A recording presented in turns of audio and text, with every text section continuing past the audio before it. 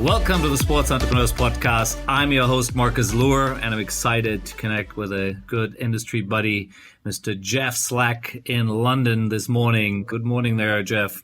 Hi, Marcus. How are you?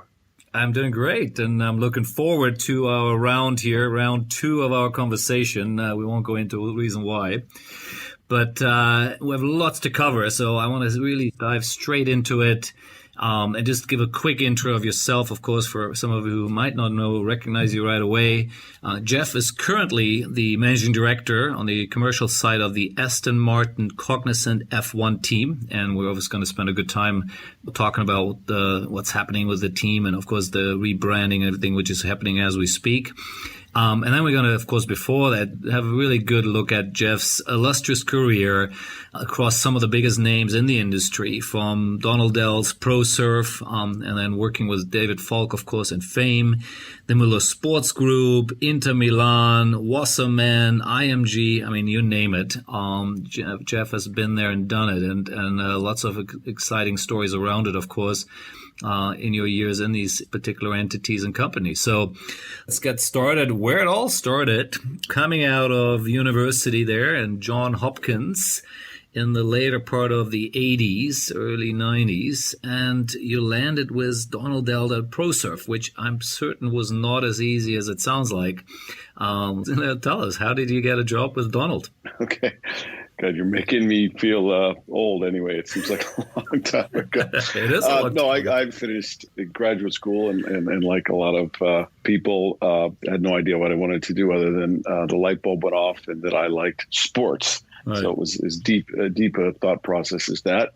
And at the time, it was really two places to go, at least from an agency standpoint, and that was IMG, which was based in Cleveland, and ProServe, which was based in Washington, where I had finished graduate school. So right. That was an easy choice to where to go. Getting in was a whole different scenario. It was the kind of hot shop at the time, and everybody wanted to get in. So yeah. It took about 6 months of different interviews and meeting various people to finally land a job. And the funny part of it is I'd been a cyclist growing up, and my dad owned a bike shop, and they had a cycling division at the time. Right. And okay. And so that where I was going to be hired to do that. And I showed up for my first day at work, and they said, we have some good news and some bad news. And I said, what's the bad news? I said, well, we had a really bad cycling event in the sense we lost a lot of money. So there's no more cycling division. Right. I said, okay, what's the good news? Well, the good news is that we have a spot in team sports. And that turned out to be one of the luckiest things that happened to me because their client list was incredible. Michael Jordan, Patrick Ewing, Boomer Esiason, just a bunch of the best team sports athletes in the world. So I was just very lucky at the beginning. Yeah. Now, when you joined, you were already at that time working with David, or who was sort of your report into? Yeah, well, I actually, my first boss was Fred Freed, who reported to David Falk, and then Fred subsequently left a couple years later, and I moved up and reported to David. But it was a relatively small group, but David was clearly the boss of the team sports group, and the company was primarily Donald with David and a few other partners. Yeah. I mean, Donald has been on my podcast and David, and they're both, of course, amazing characters with amazing stories behind it. Now, just before we, of course, move on here on this, tell us a bit about working with those two, and now we can call them legends, right? They truly are. They obviously maybe weren't there quite yet when you started with working with them. Well, tell us a bit about it. Just give some character traits of the two of them. Yeah, well, I said, looking back on it, it's an extraordinary force of wills and personalities that were able to kind of forge an industry. And you look at Donald Dell's and David's and Martin McCormick's, and we're all kids of theirs. Yeah. Donald, I actually didn't work too much with. Getting into Donald's office was like going to see God. And I was definitely not at that level at that point in my career. Right. But Donald actually, I've talked to him, seen him at a bunch of things, and he keeps going. So David is, I remember spending a week or two with David on the road. I've never seen a harder worker. He was relentless and represented his clients like, if my son were to be a basketball player, which he won't be, I would have wanted David to represent him. He just was relentless and did everything he could for his clients. And, in the process, I'm sure that the people on the other side of the telephone weren't enjoying it. But David was just a master negotiator and relentless and loved his job. And obviously, what he did with Michael was extraordinary. So it was something to work with David. Yeah, I can imagine. And I remember hearing all these stories about how detailed he prepared for every meeting, right? He always wanted to be the guy in the room who had pretty much all the facts on hand, right? And I'm sure there's some interesting things to learn when you come in as a young man, from guys like this. So, what would be the first thing, the thing which you sort of took away and you can feel like, that helped shape your career as well? Well, I think, as you said, David was obviously a very bright man, is a very bright man. And in the NBA at the time, one of the key things to understand was a salary cap. And David understood that as well as anybody in the industry. Mm-hmm. And that gave him a big advantage when he was dealing for our clients, because he would understand what teams could do, how to maximize the cap, and sometimes a lot in a much more detailed way than his counterpart, say the general manager of the team with whom he was negotiating. So certainly that was it. There was the application of intelligence. And in the agency business, often you don't get that because the barrier to entry really is, can you sign the client? And a lot of times that's your best friend or your friends of your uncle or whatever that is. And David just used a lot of intellectual firepower. And as I said, the second was just pure hard work. When I watched him, I remember traveling with him one time for a week, and he just never stopped. Right. And so David deserves all the success that he got because nobody gave him any of that. He came from a modest family in Long Island, and he just worked hard and was good at it. Yeah, no, it's a great story. And now we can't move on without having a quick chat about Mr. MJ here.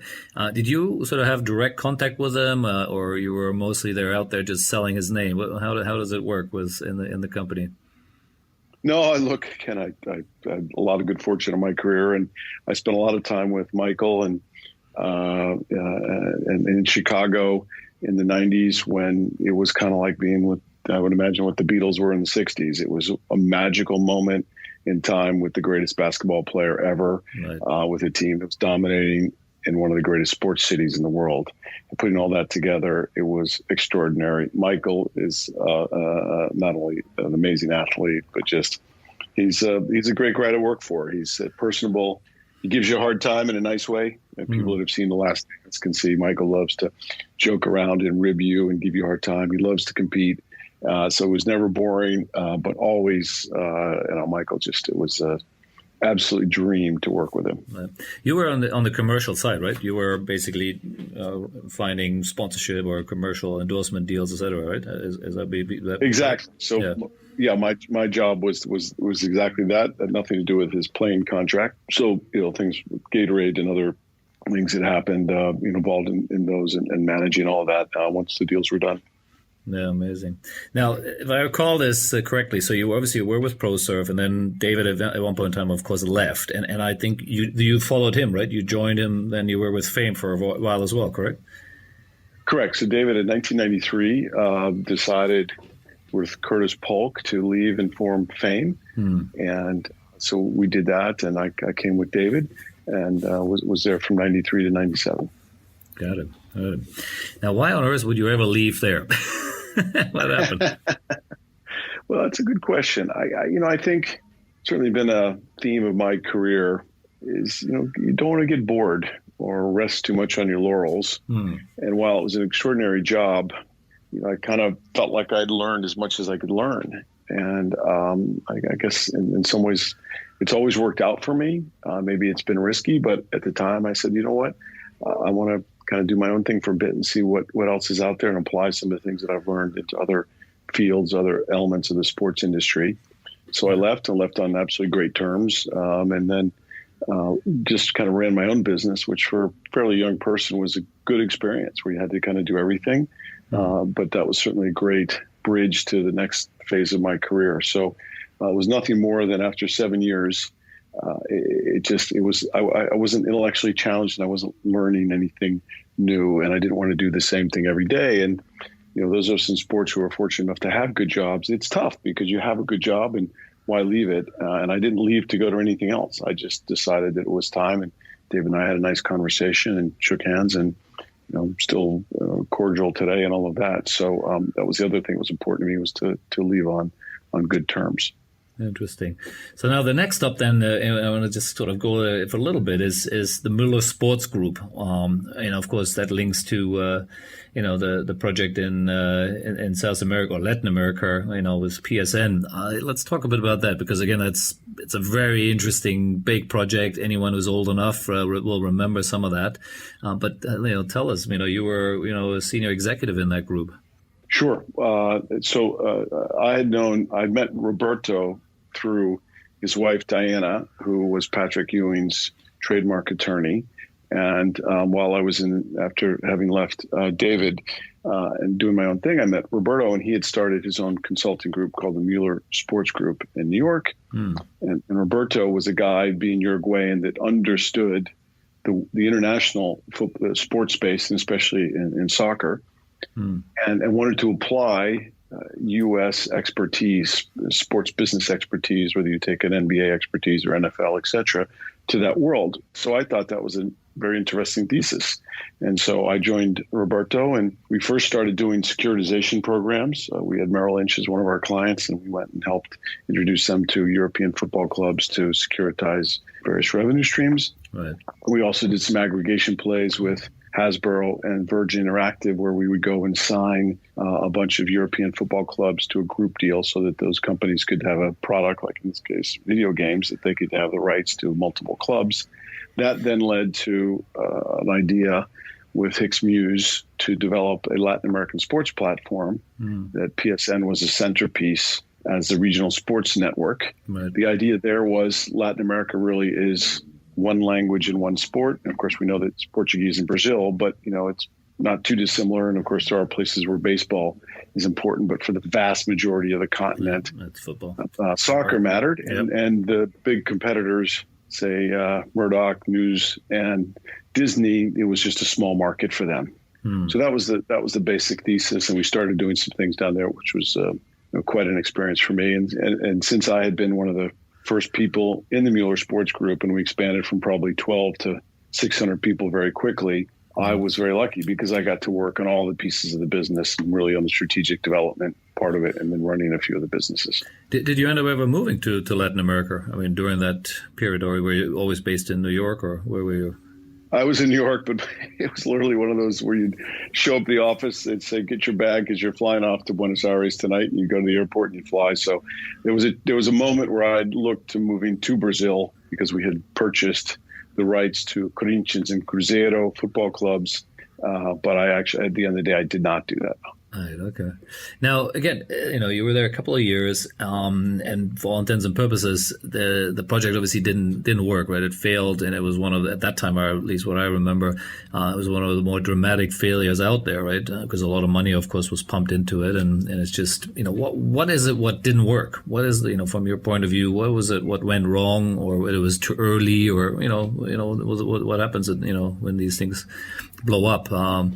What was the story here?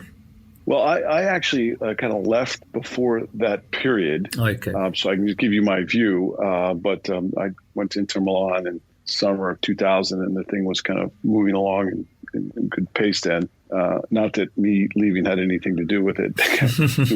Not well. No, I think in retrospect, what had happened is the big bet was on creating a pay television channel. Yes. Primarily in Argentina, where Hicks Muse had a lot of cable subscribers, so that was an easy idea. But then, of course, you had to buy rights, and they vastly overestimated the amount of people they were going to pay per month and how many subscribers they were going to get. Right. So the basic business model was wrong, and they way overpaid for rights, things like Serie A and Formula One. And then when the rubber hit the road, when there just wasn't that many people in Argentina that were going to pay that much money to support those kind of rights fees, they had some big problems. So I think, in kind of the post-mortem, that was probably the main analysis. Right. Yeah, and there are several of those out there, and there will be more, right? If you even look at OTT now, there's always the new batch of this which has the same model, and it's still it's not an easy one. I wish we had a bit more time to talk about the securitization part, which you mentioned earlier, because that's again a big one that's coming back now, right? You see, private equity and also the folks rolling around the world of sports marketing now, or sports IP. And, and you were doing this 20 years ago. So, but we'll leave that for another day because I want to get to, some of the other interesting parts of your career. So obviously, as you already alluded to, you moved then to Milan. Now, and I made fun of it last time too, and I'll do it again. What is an American doing in Milan doing football? As you were the CEO, right, of Inter Milan, which obviously is a huge club, big traditional football club in Italy. How on earth did you get there? Well, as part of the process of looking at aggregation as well as financial services to European football clubs, because it seems obvious today, but a lot of things that are obvious today, it wasn't obvious at the time. Yep. 97, 98, if you'd gone and visited some of the commercial departments at these football clubs. In fact, I remember going to Real Madrid and there was no real commercial department. You had to go see an accountant. Wow. So the world's evolved a lot, and we were kind of out in front of it. If we'd had capital, I think we could have really done some things. I remember at one point I had the chance to buy all of Juventus licensing rights for not a lot of money. So as part of that process, I got to know the major football clubs, including having a nice dinner with the owner of Inter Milan. And I wasn't looking for a job, but we had a nice bottle of wine. And I said to him, look, I think there's so much more to be done here. There's just a lot of opportunity that's not happening. And then we had a few more conversations and he made me an offer. And even though I was very happy at the time because I was running the internet business for PSN thinking I was going to be a billionaire in a year. But I just said, this is too good to pass up. So that's when I decided to take the job. Yeah, probably a good move there. It was early 2000 here, right, which is the internet boom and bust time, of course. And now you're in Milan, running into. Now again, let's talk a bit about that. Milan, of course, is an interesting city, right? You got two big clubs, AC and Inter. They share a venue, the San Siro. And there's a massive rivalry, of course, between it, and of course, the other big teams in Milan, in Italy with Juve, etc. Coming in there, how did you really look at it? Saying, okay, what am I bringing now as an American, sports executive to Italian football? What was the sort of focus and target for yourself? You think about the way sports works, and not to sound like an arrogant American. I think the fact is that the business of sports has been best done by the American leagues. I think that's a pretty factual thing to say.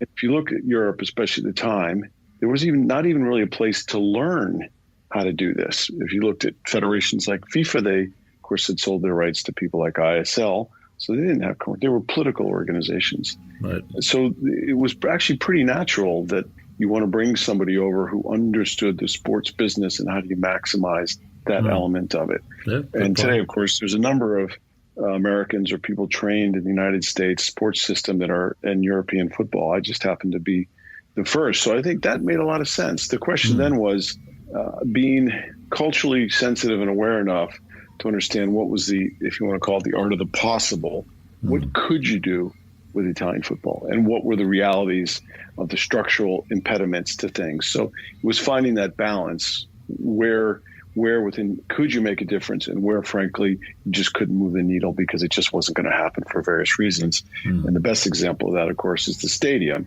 which is still an ongoing discussion 20 years later. Right. And I remember very clearly, like it was yesterday, after being there 2 months, presenting a project to Muratin Galliani, the CEO of AC Milan, transforming San Siro, and they were so enthusiastic. 1 week later, they called me and said, you can't do it because you're not allowed to do anything with San Siro. And that was kind of, so you saw already some of the reasons why Italian football struggled because there was a complete lack of innovation infrastructure. But we were able to do some things, but it was really that set of skills that, frankly, just didn't exist in Italy.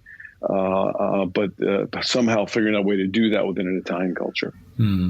Now, again, just to stick for another minute or two here, what would you see as were your biggest success? One or two things which you did, whether it's a big new sponsor or something else, where you really feel that kind of made a difference to the club, at that time or even into the future. I think there were a couple of things. First, Inter, AC, and Juventus, obviously the three biggest Italian clubs. And there was Telepiù was the rights holder in Italy. and the rights just kept going up, and this was just kind of this windfall of money. But AC and Juventus, just because they had strong management structures, drove all of that. And to be very frank, Inter was not well represented nor getting its fair share, given that actually it's the second most popular team in Italy by fan bases. Okay. I guess the first thing that made me feel good was I was able to squeeze out a lot more money out of Telepiù. If you remember at the time, the Italian clubs actually had all of their rights, both domestic and international, individually. So you had to do a deal with everyone. Wow. So I was able to at least represent us well, so that we had a seat at the table and not just following Juventus and AC Milan. Right. And I think the second thing was we did do some changes at San Siro. We were able to get some suites in there. We were able to do things, some light shows. We were able to do some innovation things where people took notice and said, wow, that's Italy innovating in sports marketing, and not just adapting other people's ideas. Interesting. Now, during your time, I think Inter didn't win anything, but became extremely successful after you just left. So I give you credit for that, for obviously teeing that up, and Inter won a bunch of championships right after. I think in the mid 2000s, obviously partially also a bit linked to Juventus dropping out because of the scandal at that time. What's your thought on that? I'm not so much about winning, not winning necessarily during your time, but what did you see? What was happening there in Italian football, which clearly wasn't right? Well, the culture really matters, and I had gone there with sometimes an American view about fairness and belief in systems working, and we would lose, and people within the club would say, well, the referee was paid off. And I said, no, we lost the match. And of course, later it turned out that they were 100% right. And Juventus had absolutely gamed the system. And that's why we didn't win a number of championships. So what had happened after I left was that they discovered all that, and Juventus got relegated, and they changed the system to at least make it somewhat fair. Although, to be fair, now Juventus is by far the best team on merit, and is the best managed team in Italy. So I'm not criticizing them, but it certainly at the time the game was rigged against us, and we came very, very close several times. And Inter did win a UEFA Cup and things like that. Not when I was there, but so I think there was no question Inter would have won a couple of Scudettos. But then, of course, bringing in Mourinho at his heyday, and they had that golden era, and no question. So it was just nice because Massimo Moratti is one of the great gentlemen in sports that I've ever met, and does it for passion. Has put a lot of his own money into the team, and absolutely deserved that, to at least be competing on a level playing field. Yeah, I think he won 5 championships in a row, sort of 2005, I think, onwards, and of course there were some big names too, right? I mean, we got Vieri, Cannavaro, Robbie Keane, and Laurent Blanc. I mean, there's some names from around the world playing at that time. So this is it was a good team, right? You guys really were able to put an amazing squad together. Oh, we had a spectacular team. I remember 2001, 2002 when we should have won the Scudetto. We lost on the last day to Lazio. And we had our starting strikers were Ronaldo and Christian Vieri. So right. we had an amazing football club.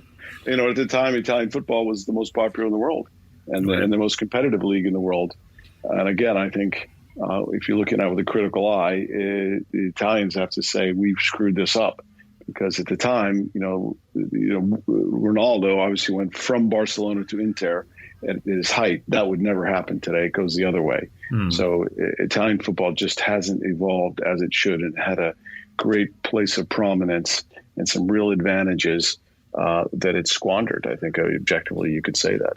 Yeah, I would agree with that. And as I said, that's probably a whole podcast on its own. But we'll move on from there because I want to then now talk a bit about your, almost 10 years then, which you spent in some of the biggest agencies in the world here, from Wassermann Media to IMG Football, of course.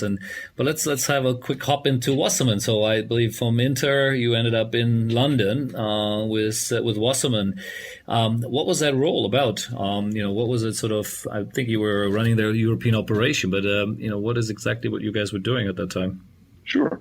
Well, first, everyone, as you go through your career, I think you start discovering what you're good at what you're not good at. And I like to build things. And I was lucky enough to meet Casey Wasserman, and we know where Casey is today. Yep. He's one of the leading lights in sports. At the time, he was a pretty young guy with some capital and a vision, and he wanted to build a kind of IMG. And he asked me to help him do that by starting in Europe, given my football and other experiences. They'd had some experience in naming rights and done the Emirates deal for Arsenal. Okay. So we started kind of in that space. We then did some acquisitions and acquired SFX football agency. So it became one of the largest talent representatives in the Premier League and in England, and really built it from, it started with, 2 or 3 people in a rented office to a really big business. And it was just a thrill to be a part of, and you couldn't work for a better person than Casey. So that was really a fun time. Yeah, Casey's a rock star for sure, and hopefully we'll get him on the podcast too eventually. I've been chasing after him. A little shout out there to him. But he's a busy man, and of course Wassermann is amazing what they've done over the years. And I'm sure when you joined, it was still a bit earlier days there. Now, from then you moved on to IMG, and again, and this isn't just IMG. This is the football division. I believe you became the senior VP for football again out of London. Now, if I recall, again, some of the parts which IMG was doing at that time is forging a bunch of alliances or joint ventures around the world, right? One was a CCTV in China, with a Reliance Group in India. That's at least sort of in my part of the world here, things I recall. I think, and I believe you were involved in some of those, right? Okay, well, let's talk a bit about that. Sure. So when Mark McCormick passed away, it was before I joined, the company was sold to Teddy Forstmann. Right. And Teddy was a financier, but also really a visionary in a way. And he saw the world, and he understood that China and India in particular were going to be really important down the road, just looking at the economic and the demographic trends. And he put together joint ventures in China with CCTV, which is extraordinary because that's the state broadcaster. Yep. You well know, Mark, you're an expert in that area. Yep. And then secondly, with Mukesh Ambani and Reliance in India. And of course, Mukesh has only gotten a lot more successful since then. Yes, he's huge. And so we had these 2 joint ventures. And we also ultimately did one in Brazil with a guy who wasn't as successful, Ike Batista. But the football was the driver behind both the Indian and the Chinese ones. So that's where I got involved and really spent a huge amount of time. And I probably went to China 50, 60 times in the course of 3 or 4 years, and India equally.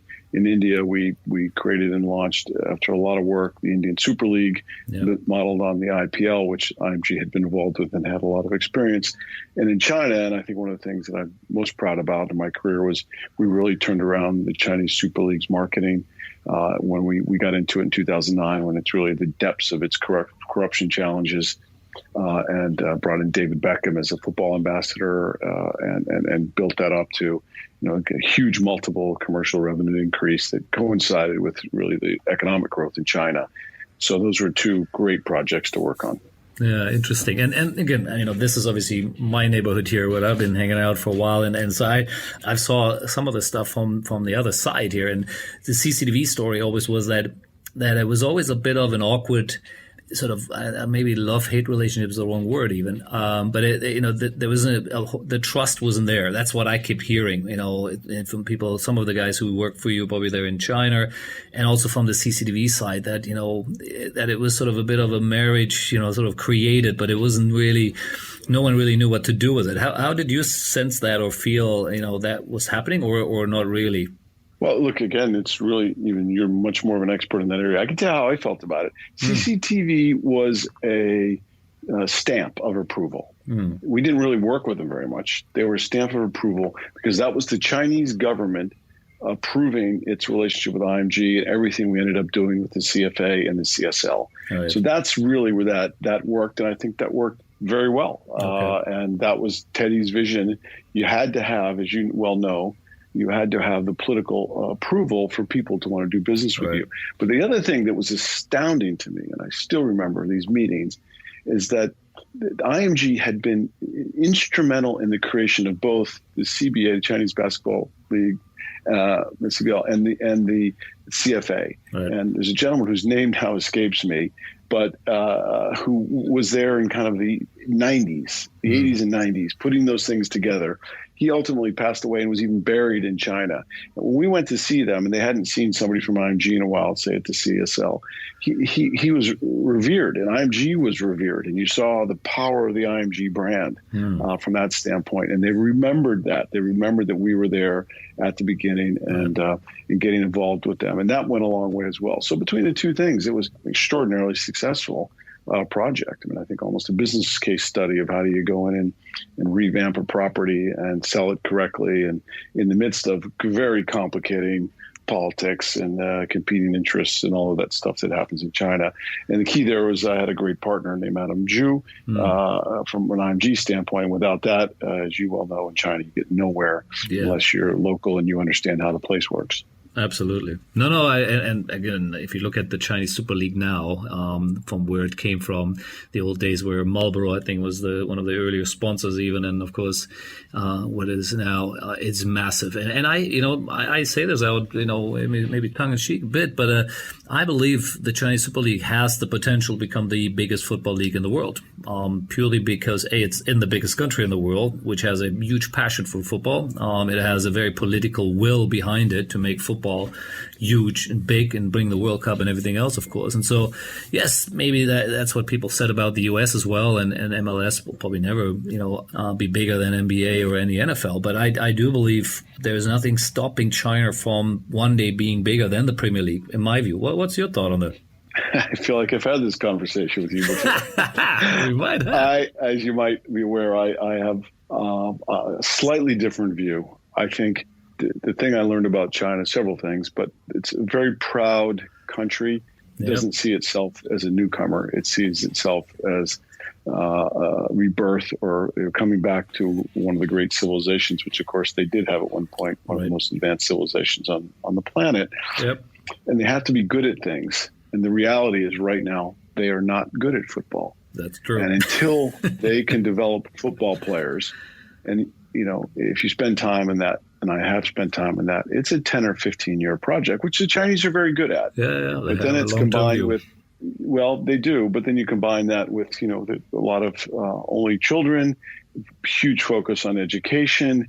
For whatever reason, they've been obviously very, very successful in individual sports, Olympic related sports, but in football, they just haven't gotten there yet. Mm-hmm. So I think until the team, China is successful, you're just not going to have a domestic league that's going to be anywhere near as competitive as being able to turn on your television and watch the Premier League or the Barcelona and Real Madrid play. Till you do that, the Chinese are going to continue to aspire to the European leagues. And I just think that's a long-term project.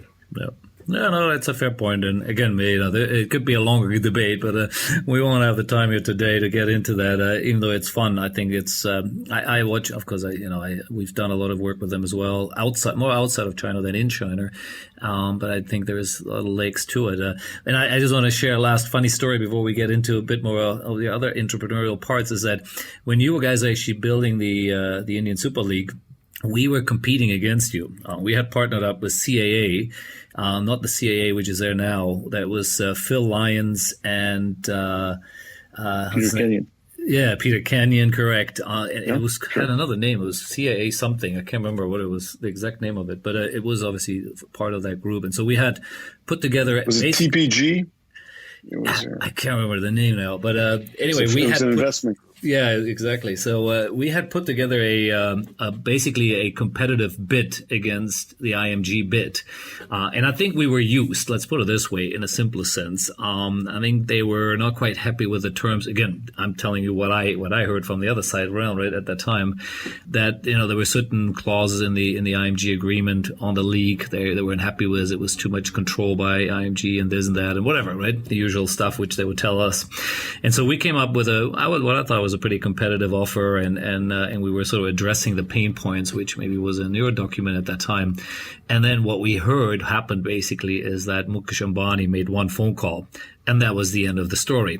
If you recall, the president at that time was also the Minister of I think, telecommunication, right? And so obviously, Mr. Ambani has a little bit of firepower there, owning a telco and other things. So now, so at the end of the day, it was a good exercise. And of course, IMG then put the league together, which is, for all intents and purposes, still a bit struggling, right? I mean, I don't know how much you watch it, but it hasn't really taken off, right? It hasn't become an IPL yet. What do you think is the issue in India? We just touched on China when it comes to football. Yeah, I think there's a myriad of issues. They're even obviously much farther back in terms of their player skill sets. Yep. You've got timing problems just because you can't really play a full season. And of course, you have the existing league, the I-League, and a lot of structural challenges. Right. And football, it's cricket. We know in India, football's a long way from that. In China, you can make an argument that football is the most popular sport. If not, it's right up there with basketball. So I think you have a number of challenges that to deal with, and certainly not an easy model. And the economics are not easy because you don't have. The other thing is the kind of per capita income. You're not going to get a lot of money at a gate. The broadcast fees are going to be relatively small. Again, they don't have a great pay TV market in terms of people being able to afford a lot. So there's a lot of macroeconomic issues, whereas you look at a country like China, that the wealth creation has been extraordinary. There's a bunch of issues that go along with that. I still am a big believer in India, and I think long term, having those kinds of sports assets, especially on a kind of a franchise model, is pretty good. But clearly not easy.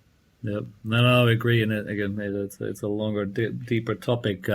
But what I want to jump in here now is, after basically all the amazing career you already had at that time, in spending sort of, almost 10 years in the big agencies here, you sort of went on your own, right? I would say from what I can see here, it was 2014-15. You went out there and you created JS3. And started to, get involved in a host of different projects. What was the catalyst of that? Was it just time to kind of jump in back and be an entrepreneur, or what was the trigger?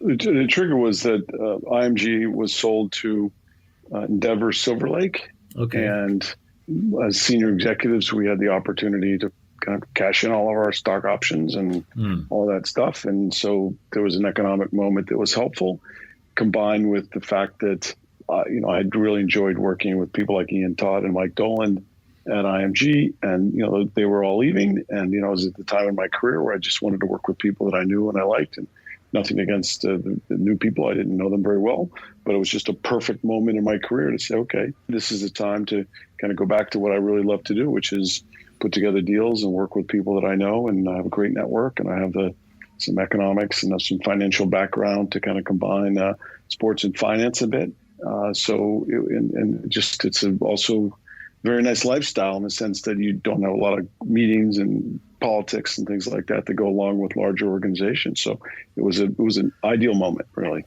Nice. No, so that's the sort of where we are now. So it's pretty much what you did the last 5 years, before we're going to get to the Aston Martin part of the story here. So just quickly touch on a couple of projects you were working on. I know you've done quite a bit of work with Ricardo da Silva. I know you sit on his board. You obviously did something with his football team in the US, and did some stuff with FIBA, and then, all sort of interesting projects. How do, maybe just pick one or two to just give a bit more meat to it. Sure. The FIBA one was very interesting because essentially FIBA, you'll know, has kind of neglected the club business for a long time. The EuroLeague was created, which was completely out of their purview. For federations, it's very complicated, as we see now what's going on with Champions League and Super Leagues and football, to not have involvement and control. And so essentially we put together a project. We raised $3 or $4 million, and we started having conversations with EuroLeague clubs to see if we could kind of unify all this. Ultimately, they then took that offer and were very smart about it, and ended up getting IMG, ironically, to pay them a bunch of money to kind of up that. But we then helped FIBA create the Basketball Champions League, which is still going on today, which is FIBA's club competition. So it was really a multi-year project. It started with one objective and ended up with FIBA creating a pretty interesting competition on its own. So that was a really enjoyable project. No, cool. Now, I know you did something with Vive Sports China. What was that again? I can't remember exactly what we Well, that were was involved in. my old partner, Adam Ju, and again, looking at ways to bridge the gap between European football and China, whether those are on sponsorship deals or team deals, player deals. So we had a number of things going on there. We did a lot of advisory work. We teamed up with Blackstone on football financing. It was really it is still a fun because it still exists and still goes on. The projects that we just talked about are still happening. And we did a bunch of investments, one in a Brazilian football agency, which we bought from Traffic, called The Agency. Chairman of that. We represent players like Vinicius, Martinelli, Marcos Paulo, who just signed with Atletico Madrid. That's an old colleague of mine from the Hicks Muse days.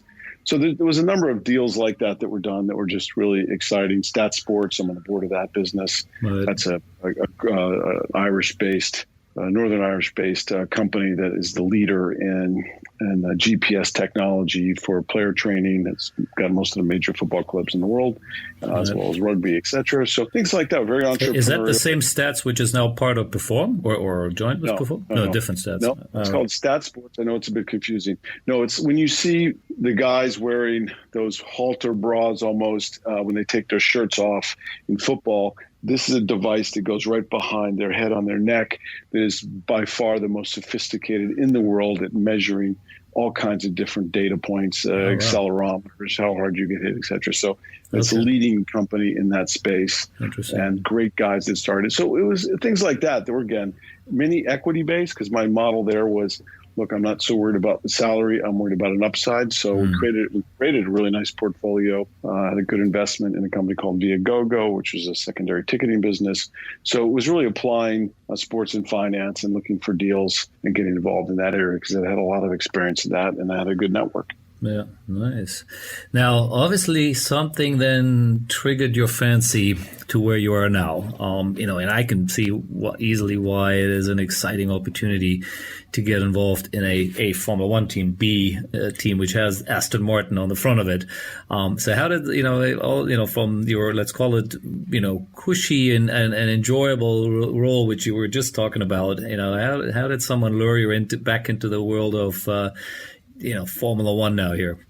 So yes, these things kind of, at least for my career, there's been moments of serendipity or chance that have turned out. I was introduced to Lawrence Stroll. Lawrence is just a world-class entrepreneur. Has made several billion in developing brands like Tommy Hilfiger, Michael Kors, Ralph Lauren. And he's also a passionate motorsports fan. He bought Force India out of bankruptcy, I think August 2018. Right. His son Lance is also a world-class race car driver. The team was renamed Racing Point. So Lawrence had that, which is interesting.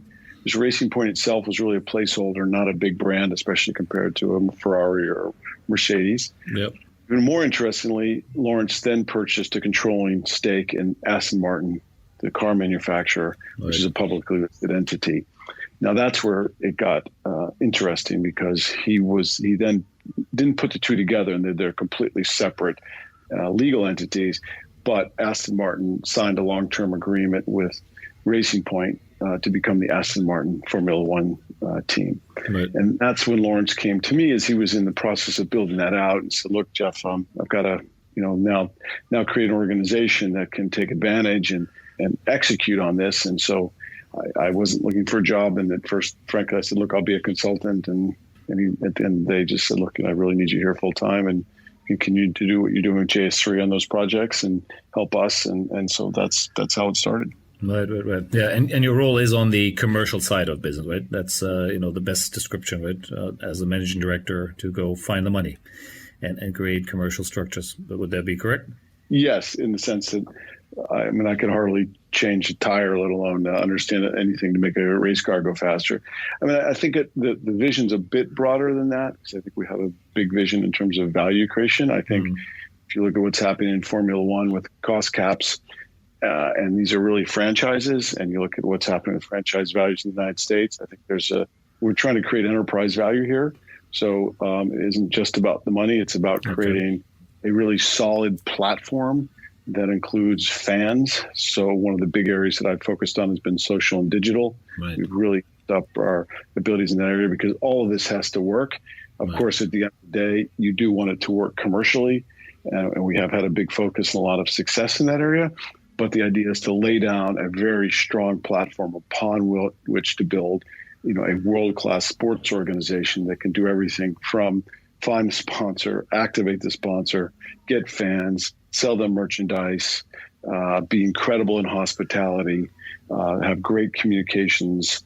All of these things need to come together. So it's a pretty good remit in terms of trying to build that platform from fairly modest base. Yeah, and again, there are two sort of things to it. Number one, of course, Lawrence is kind of currently being seen as sort of maybe the smartest guy in F1, and there's a lot of other smart folks out there. So, but you see a lot of stories around it, how he's bringing the pieces together, how he bought the team, and even the success the team had last year, so under the old name Racing Point, right? They won the first competition, first race.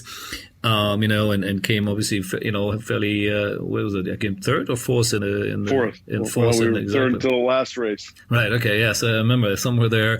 With Sergio Perez obviously winning his cup, and of course his son racing and doing really well as well there. So it's an interesting combo, I guess, of father and son team there in some sense, and then bringing Aston Martin into the picture. I mean, that's it's fun. It looks like. I mean, how does it working with them and how do you see this from the history of the team, which comes all the way from the Jordan Grand Prix team, which is actually when we did some work with them in the early 2000s there, when Damon Hill was their driver, then being Force India, and now where you're at now. So I mean, how do you guys play that, the history and of course the excitement of what Aston Martin is? How do you sell this? What's the story here?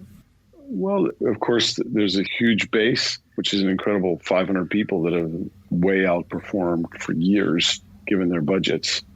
So I don't know if you follow football. It's like at Atlanta or Ajax or something, or Leicester City. These guys have just been punching way above their weights. And so you've got that base. That's where it starts. Right. But then you add to it Lawrence, and Lawrence really is a visionary. He saw the value of the Aston Martin brand coming back into Formula One and how important that was and what a difference. And believe me, over the next few weeks, you're going to see what that looks like, which is absolutely game-changing. I think the biggest news in Formula One this year will be the return of Aston Martin as a works team, and it's going to make Formula One all of itself more valuable. So you combine that serious race team, giving it even more resources because we've been having some success on the commercial front, taking Lawrence's vision, which also was to have a partnership with Mercedes and get access to the best stuff, which is why we were very fast last year, which upset the other teams, but it was completely done correctly. And the fact is, Lawrence did what you had to do. You can't, an individual team in Formula One can't go out and develop its own engine, or wind tunnels cost $40 million. So anyway, he really got it. And so Lawrence's vision is now coming together. So I think combine those two things with an organization that can take advantage of that we're creating on the commercial side. As long as we go fast on the track, it's going to be really, really interesting year. Yes, two questions here. One is, of course, we all know, Formula E and other, let's say, non-regular engine-powered cars. It's a big thing. And so how do you guys find that balance between still being relevant and showing that, F1 means something and the history there versus, of course, the new world out there? What's the sort of, how do you guys present that to sponsors and others? I tell you, when I was contemplating taking this role, of course, that was a question, which is you don't want to take something that you can't be successful at. And there's no doubt you could make an argument. There's been headwinds against Formula One. Little did I know the headwinds would include a global pandemic, which didn't allow you to have hospitality, and of course, really hit the P&L of many, many companies. Yeah. So that was incredible. And second, we were starting from really a very low base from a social standpoint. So those were, and of course, the environmental challenges and all that. So there were some real challenges. I've been astounded at the level of interest in the team. It's been, I think, I'm going to sound a little bit, I don't know, hyperbolic here, but we will announce in the next few weeks 7 or 8 deals. I don't think any Formula One team has ever created so much new commercial activity, and then you combine that with the fact that these are people with whom we've never even been able to have face-to-face meetings or take them to a race as our guest. And I think it's a testament to the value of the Aston Martin brand. Amazing. The other thing is that I think where I have been really pleasantly surprised is if you have a technology, and of course that space has done so well in the pandemic. It's just grown more important than ever. None of us can imagine not having access to our technology today.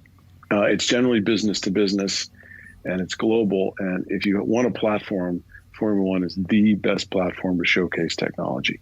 There's no question. I mean, I love football or basketball, American football, but they aren't technical-based sports. Right. Formula One is all about the height of technology and applying it. It's literally like building an airplane, frankly, not a car, and trying to keep it on the ground as opposed to having it take off. So we've just had a lot of success with that, combined with the Aston Martin brand. Yeah. And that's an interesting, that leads us nicely in the next one. I actually was working with Aston Martin before on some branded real estate project where we were putting the brand on a building in downtown KL. It didn't happen, but it was quite fun, and I learned a lot about the brand. But so Aston Martin has that legacy, being in the James Bond movies and all the stuff. But your actual partner, which is it's called the Aston Martin Cognizant F1 team. Now again, I had to Google it because I have to admit I'd never heard of Cognizant. Apologize there, but so it's a big IT firm, right, out of the US. So how did they get into it, right? I mean, it's almost the complete opposite here, right? Aston Martin is the history, and then you got Cognizant, which is really all about the future. So how do the two things combine?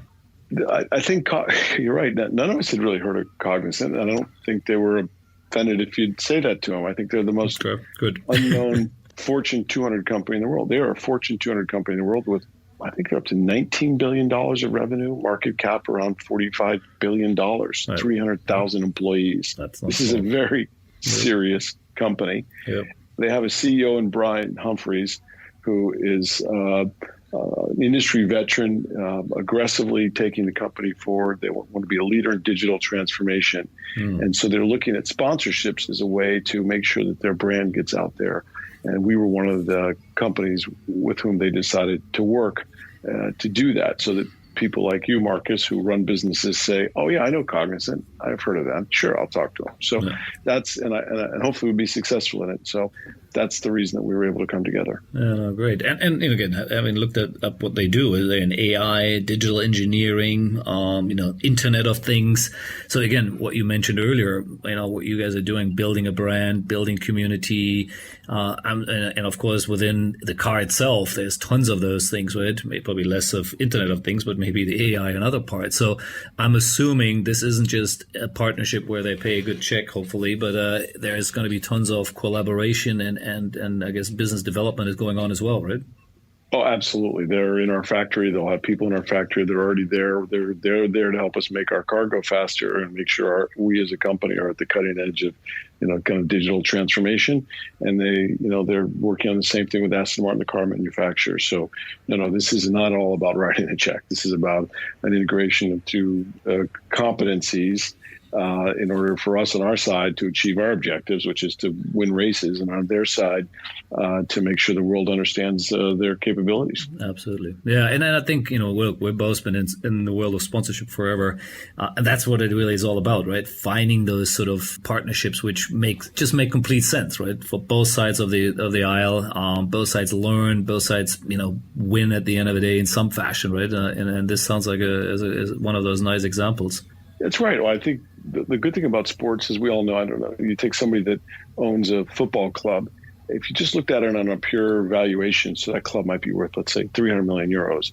But the notoriety, the importance of that team, because it's sports, is so great that anybody associated with that gets that rub-off factor, as opposed to somebody else might own $1 billion company nobody's ever heard of, like a lot of these tech companies that none of us have ever heard of. And I think that's exactly what is great about the power of sports in Formula One. It's a global entity is even better, because that's what these companies want. So 100% is to how do you put those two things together so that Cognizant gets the rub off of the Formula One team and the Aston Martin brand, and we get access to their expertise. Yeah, it makes complete sense. And you mentioned, I think, just said I heard it correctly, that they obviously will work directly with Aston Martin, with the, let's call it the car side as well, right? So it's not just the F1 team, right? Absolutely. Yeah, that's a nice combo. They certainly need a lot of help in making their manufacturing and everything else they do. You can imagine parts and ordering, all that stuff, ERP, et cetera, that you do with big manufacturing organizations seem more important for them from an efficiency standpoint. Yeah.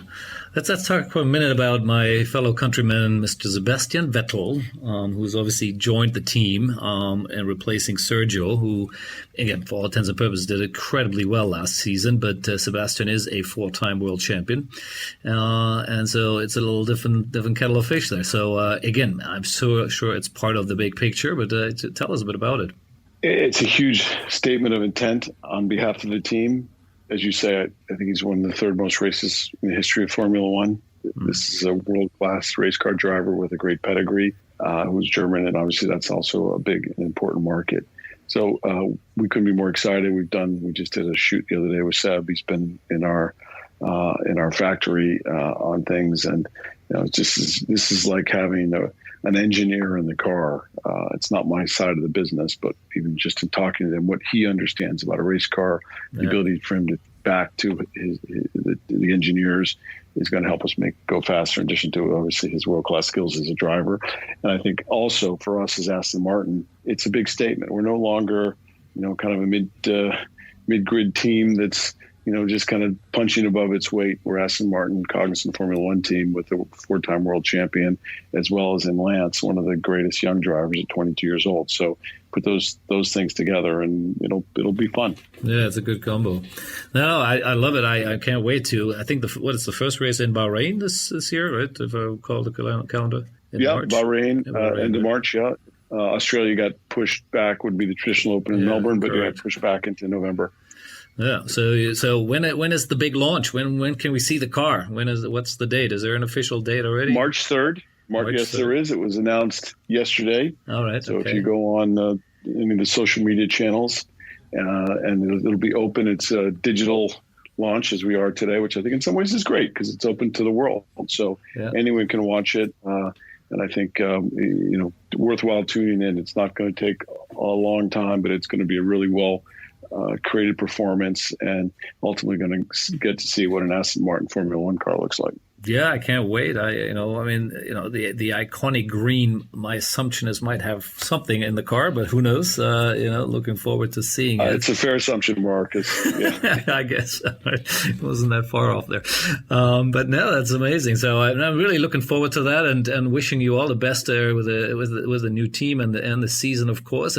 But before we sort of wrap this up here, let's talk a bit about F1. More in a general sense, right? We had I would say a very challenging calendar at 220, right? A lot of the races didn't happen in their traditional places. They were, it was all mostly hovering around Europe there. Now, again, the virus isn't quite gone yet, but the calendar, at least what I've seen so far, is pretty much a global calendar, right? It's still more or less what F1 used to do before. What's the challenges there, and what do you hear from F1 directly already of, yes, we are going to pull this off one way or the other, or there's chances that we go back and maybe have to be more hanging around Europe again? What do you see the 2021 season looking like? First, I think you have to take your hat off to F1 for 2020. Extraordinary. Yep. We ended up doing 17 races. It used to be an 18 race calendar, so it wasn't like a part of a season. Yep. Absolutely extraordinary job in going to new circuits that were really cool, like Portimao. And so I think you just have to say amazing. We're also a bit lucky because Formula One fans are obviously very, very important, especially important for the local promoters and the economics associated with that and the ambiance around that. But the race itself on television thing still looks good without a ton of fans, a little different than, say, a football match. So I think they did great with that. Right. I hear very positive things. I think there's still some uncertainty when fans will be allowed back in, but they just confirmed Portimao the other day. So we started in Bahrain, I think Imola, Portimao, and then we get into European races. Everyone is just waiting to see what happens as it relates to COVID and the government's decisions in the various jurisdictions as to do that. But the racing is going to happen, and the goal is to have 23 23 races this year. Of course, that depends a bit on what goes on medically. But I'm very, very optimistic about it. I think we're getting on the right side of this thing.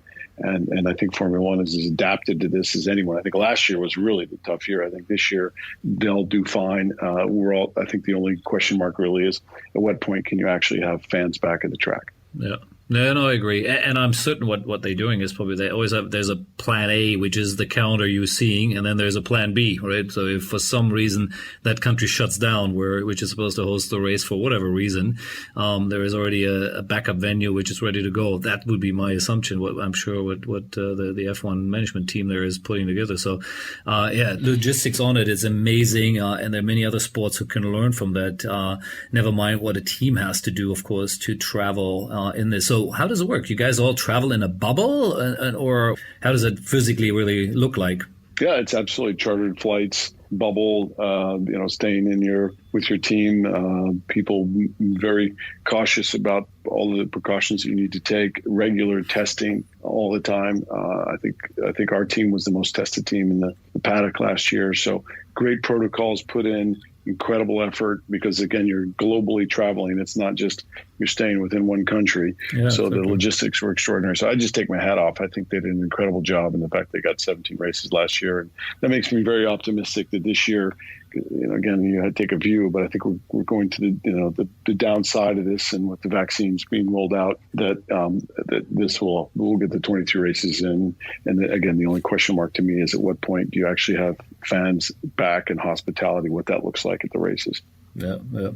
Well, I'm looking forward to it as well. I to go to a couple of the races here in the region, and they're fun. So looking forward to coming back there. Now, is there any prediction here, or is there a target for the team where to finish? So you said you finished fourth last year. Somewhat unlucky, maybe not to come third. You want to be a top 3 team, I'm assuming, right? Or what is the vision? I think that's absolutely right. This year's top 3 team. Yeah, I think, and again, it's not my area of the business, so maybe I'm talking out of school, but. Lawrence is he's not a guy to finish 4th or 5th. The team has the resources and the talent. And last year, for a number of reasons, we were certainly probably the 3rd fastest car out there. And I would hope that continues this year. Yeah. I think Red Bull or Mercedes, will continue to be faster. And so it just depends on kind of what happens during race day. But certainly ambition would be to be a team in the top 3 this year. Yeah. Well, let's see what happens with Ferrari. They definitely didn't have a good year last year, but a Mercedes engine will help. It's clearly the best engine out there for right now. I think that's nicely wraps it up here, Jeff. Thank you for your time for a second time. And I really appreciate it. It was fun. Great stuff inside. Amazing learning from your own career and what you're doing now there with Aston Martin. So all the best. And I'm sure we'll talk again soon or see each other at a racetrack someplace. Mark, it's an absolute pleasure. Thank you so much. Thank you. Cheers. Bye-bye. Take care. Bye-bye.